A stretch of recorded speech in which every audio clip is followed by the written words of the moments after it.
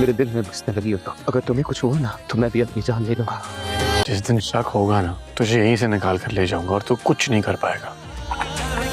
मेरी मोहब्बत तुम्हें बादशाह से भीख में नहीं मिली और तुमने मुझे दान करने का सोचा भी ना, मैं जान ले लूंगी। बादशाह गुलाम को कॉल करके कहता है कि मैं तुम्हारे क्वार्टर में आ रहा हूँ लाजो अम्मा के हाथ की चाय पीने और वो चीज लेने जिसका तुमने मुझसे जिक्र किया था। गुलाम सुंदरी को कहेगा कि तुम छुप जाओ और बादशाह के सामने हरगिज ना आना।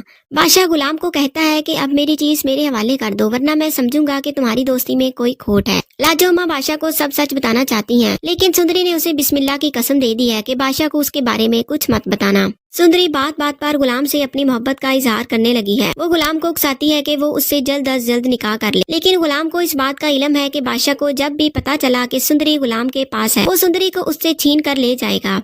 गुलाम बेबस होकर सुंदरी से कहता है कि मैं बादशाह के एहसानों के बोझ तले दबा हुआ हूँ, उसके एहसानों के बदले में अपनी जान भी दे दूं तो कम है। सुंदरी फौरन कहती है कि दे दो जान लेकिन अपनी मोहब्बत तो ना दो। मैं कोई चीज तो नहीं हूँ, मैं तो तुम्हारी मोहब्बत हूँ। तुम चाहो तो मेरे टुकड़े टुकड़े कर दो लेकिन खुदा के वास्ते मुझे बादशाह के हवाले ना करना वरना मैं अपनी जान दे दूंगी। डॉक्टर गुलाम और उसकी माँ बहुत मजबूर हो गए। क्या गुलाम अपनी गुलामी निभाएगा या सुंदरी से मोहब्बत? कमेंट में अपनी राय का इजहार जरूर करें।